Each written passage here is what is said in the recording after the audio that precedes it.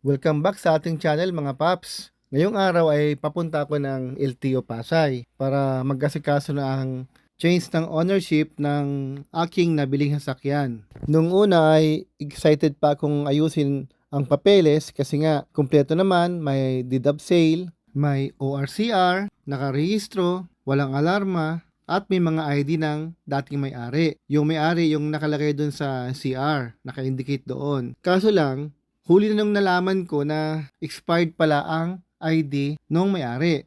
So, laking problema mga paps. Para kasi maging legal yung pagbili mo ng kotse, para maging legit, ay kailangan mo ng deed of sale. Kailangan notaryado para magawa mo yung mga dapat mong asikasuhin sa LTO sa pagpapalipat ng ownership. Yun lang mga paps, nagka-problema ko dahil expired na yung isang ID ng dating may-ari. Pero swerte naman kasi may nagnotaryo pa din kahit na-expired yung ID ng owner. Okay lang naman sana mga paps kung may paraan para makontak yung may-ari na nakalagay dun sa ORCR ng sasakyan. Pero sa kasamaang palad mga paps, di ko na siya ma-contact or wala na siya ron sa kung saan siya naka-address. So, laking problema mga paps, di ba? Pero may paraan naman pala. Noong una, na-stress ako ng gusto kasi nga, paano na to? Paano nang gagawin ko? Mabuti na lang mga paps, may paraan pa rin pala kahit na-expired ang ID ng dating may-ari. So ito yung share ko sa inyo. Kung isa ka rin sa nakabili ng sasakyan na expired ang ID, huwag kang mag-alala dahil sa video na ito, ipapaliwanag ko kung ano ang gagawin kapag expired ang ID ng seller at kung paano ito aayusin or lalakarin. Mga paps, bakit kailangan ang valid ID? Kasi ganito yun mga paps. Pag bumili ka ng kotse, kailangan gumawa ng deed of sale. Sa deed of sale, kailangan may valid ID ng buyer at seller para legit ang transaksyon. At kasama sa mga requirements ang valid ID ng owner at seller at hahanapin niya ng LTO.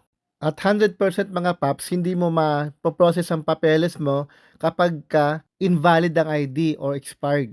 Huwag ma-stress paps kasi may solusyon naman dyan. Pag di tinanggap ng LTO ang iyong mga papeles. Unang solusyon, humingi ka ng updated valid ID sa seller. Ito ang pinakamadaling paraan. Pero paano naman kung di mo na siya makita o makontak? Pag di mo na siya makita mga paps or makontak ay may dalawang papeles na kailangan mo makuha. Bali ito yung number 1, Certificate of Non-Residency at Affidavit of Warranty. Yung una mga paps, yung Certificate of Non-Residency ay kukunin yun sa barangay na nakakasakop sa address ng seller. Yung pangalawa naman mga paps, yung affidavit of warranty ay pwede mong i-download mula sa online. Bali, ipaprint mo, then fill upan mo, tapos ipanotaryo mo lang. Then, okay na yon.